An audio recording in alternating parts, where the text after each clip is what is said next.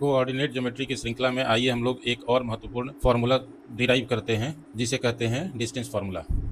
Distance formula के लिए हम लोग यहाँ पर दो म्यूचुअली परपेंडिकुलर लाइन लेंगे जिसे एक्स एक्सिस और वाई एक्सिस कहते हैं। ये दोनों जहाँ इंटरसेक्ट करते हैं उसको ओरिजिन कहते हैं। और यहाँ पे देखिए दो पॉइंट ए और बी है, इसके बीच का डिस्टेंस हम लोग को निकालना है। ए और बी के बीच का डिस्टेंस निकालना है। ये ए है, ये बी है, ये दोनों ए और बी के बीच का डिस्टेंस निकालना है। ए का कोऑर्डिनेट x1 y1 है और बी का कोऑर्डिनेट x2 y2 है, ऐसा मान लिया।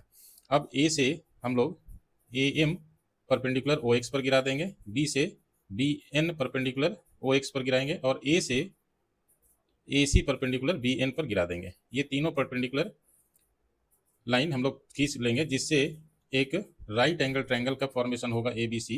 ये triangle A B C triangle का फॉर्मेशन होगा। और इसमें ए बी डिस्टेंस निकालने के लिए हम लोग इस राइट एंगल ट्रायंगल में एक इंपॉर्टेंट फार्मूला लगाएंगे जिसे कहते हैं पाइथागोरस थ्योरम। ये पाइथागोरस थ्योरम कहता है कि हाइपोटेनस का square is equal to perpendicular square plus base square. So A B square equal to A C square plus B C square. अब यहाँ पर हम लोग को जरूरत पड़ेगा ए सी निकालने का और बी सी निकालने का। सो ए सी के लिए हम लोग करेंगे क्या, ए सी को एम एन लिखेंगे और एम एन को O N minus O M लिखेंगे, एम एन को O N minus O M लिखेंगे। उसी तरह से ए सी में ओ एन बी का एक्स कोऑर्डिनेट हो गया, एक्स एक्सिस पर का डिस्टेंस है इसलिए एक्स कोऑर्डिनेट हो गया। So O N equal to x2 put कर दिए।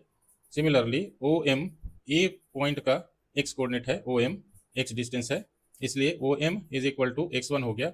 उसी तरह से बी सी निकालेंगे, बी सी को हम लोग लिखेंगे B N minus C N, B N minus C N और B N minus C N को हम लोग ए एम के बराबर लिख सकते हैं, ये दोनों इक्वल है।